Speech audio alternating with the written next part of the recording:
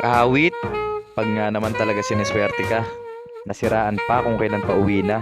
Buti na lang mayroon pa ring mga tao na kahit hindi ka kilala, ay handa kang tulungan lalo na't nangangailangan ka. Sana madami pang katulad nyo mga idol, na handa laging tumulong anumang oras. So yun nga, magandang araw na naman sa atin mga kaibigan. Pauwi na sana ako galing sa trabaho. Kaya lang nagkaroon ako ng konting problema. Yung motor ko kasing si Jaika bigla na lang hindi gumana. Kaya dali-dali akong gumilid para i-check kung ano ang diferensya. Medyo malungkot na nga ako sa mga punto na to. Kahit ano kasing try ko, ayaw niya talagang mag-start. Sa palagay ko, nabaklas yung panggilid niya. Malaking problema to. Linggo pa naman ngayon at mag-aalas 10 na ng gabi. Malamang sa malamang wala nang bukas na motor shop. Kaya sa mga punto na to guys, nagsimula na akong magtulak. At agad-agad na akong tumawag kay Commander para sabihin yung nangyari sa akin. Para hindi na rin siya mag-alala kasi panigurado matatagalan akong makarating dito sa bahay. Humingi na din ako sa kanya ng advice guys kung ano magandang gawin. Kasi sa totoo lang medyo naunahan na ako ng inis. Kaya lalong hindi makapag-isip ng mabilis. Pero nung nadinig ko ang boses niya, lahat ng inis na alis. Ang sabi nga pala sa akin ni Commander ay diretso ko lang muna ang pagtutulak. At magbaka sakali na may madaanan na motor shop. Pero sa tingin ko, alanganin na yon. Ang pag-asa ko na lang siguro ay may makakita sa akin at tumulong. Sa mga punto na to, ini-enjoy ko na lang yung pagtutulak. Habang nag-iisip ng ibang option kung wala na akong madaanan na bukas na motor shop. Sa mga oras na to, kausap ko pa rin si Commander. At pinadalhan niya na rin ako ng pera sa GCash if ever man daw na kailanganin ko. Kaya kahit ano pa man na mangyari, panatag na yung loob ko. Habang nag-i-enjoy nga ako sa pagtutulak ko, ay bigla na lang dumating yung blessings para matulungan ako. Sadya nga namang gawin mo lang na may pagmamahal yung ginagawa mo. At kahit ano man ang mangyari, huwag kang magre-reklamo. Meron at merong blessings na dadating para sa'yo. Sobra-sobra talaga yung pasasalamat ko dito sa dalawang magtropa na to. Ang sabi nila sa akin, palagi daw silang dumadaan sa way na to. At sobrang layo pa daw ng susunod na motor shop. At malamang kung meron man, baka sarado na. Kaya naisip nila na balikan ako at tulungan. Sayang lang talaga at di ko na-record yung pagtulong nila sa akin. At sa sobrang gulat at saya, hindi ko man lang nakuha kung anong pangalan nila. Kaya sana mapanood nyo to mga idol.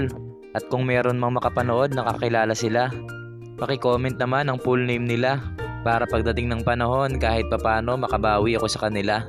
Basta ang sabi lang nila sa akin, kinuha lang nila yung binili nilang motor sa Kabuyaw. Pero sa imo sila umuwi. Kaya hanggang sa paliparan lang daw nila ako kayang itulak. Sinabihan nila ako na pagdating doon magbook na lang ng Lalamove. Yung L3 daw yung ibo ko para kasya yung motor ko. Sobrang salamat talaga sa inyong dalawa mga idol. Sana mas dumami pa yung mga katulad nyo na handang tumulong sa mga nangangailangan at walang hinihintay na kapalit. Isang snappy na saludo para sa inyo. At pagdating ko dito sa Dasma, tumawag agad ako kay Commander. Pinag-usapan namin kung ano ba ang magandang gawin para makauwi ako kasama yung motor ko. Ang sabi niya, tumawag daw ako kay nanay baka gising pa. At doon ko naisip na malapit nga lang pala yung silang dito. Doon nga pala siya nagtatrabaho kasama ang tatay ko. Kaya agad-agad tumawag ako. Buti na lang gising pa sila, maghintay na lang daw ako dito.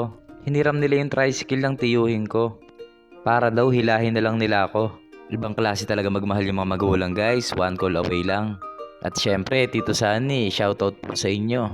Maraming salamat po sa pagpapahiram ng tricycle at sa pagsama kay tatay para puntahan ako. Sa mga oras na to guys, hinihila na nila ako papuntang silang. Ibababa pa kasi namin si Tito Sunny dun sa bahay nila. At syempre, mas ligtas dumaan dun kasi kukunti lang yung mga sasakyan na dumadaan. Time check, 11:50 na ng gabi at nandito na kami sa silang. Dino-double check na lang ng tatay ko yung tali para safety yung biyahe namin papuntang Naik. Sobrang na-appreciate ko talaga yung mga magulang ko dito. Kasi kahit puyat, masaya pa din sila. Kasi mas okay na daw yung ganito yung mangyari sa akin kaysa madisgrasya. Sobrang laking blessings talaga pag andyan pa yung mga magulang mo. Na kahit anong araw man o oras ay laging nandyan para umalalay sa'yo. Dito nga ay on the way na kami papuntang Naik.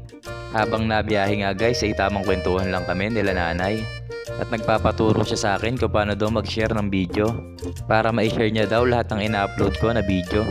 Ang sabi ko nga ay tuturuan ko na lang siya pagdating sa bahay kung paano.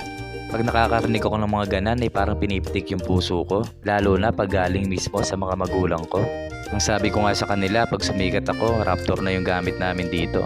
At dito nga guys, ipinatigil ko muna dito sa 7-Eleven. Para pag uwi namin sa bahay, meron kaming makakain. At syempre, ano pa bang masarap gawin pagkatapos ng mahaba na biyahe?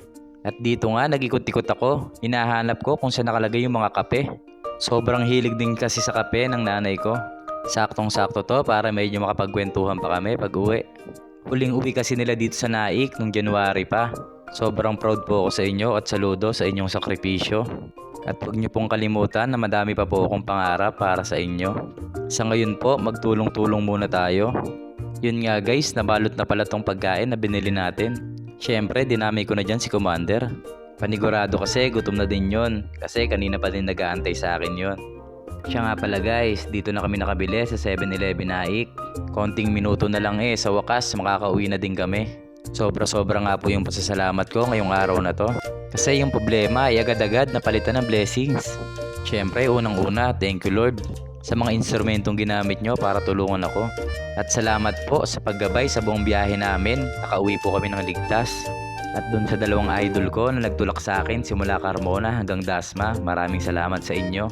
At sa mga magulang ko na isang tawag lang ay nandyan agad para puntahan ako, maraming salamat po sa inyo.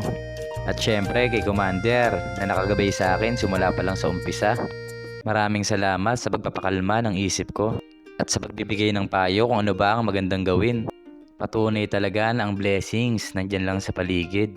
Bigla ka nalang gugulatin nang hindi mo napapansin. Kaya ikaw, huwag ka sanang mahiya at matakot.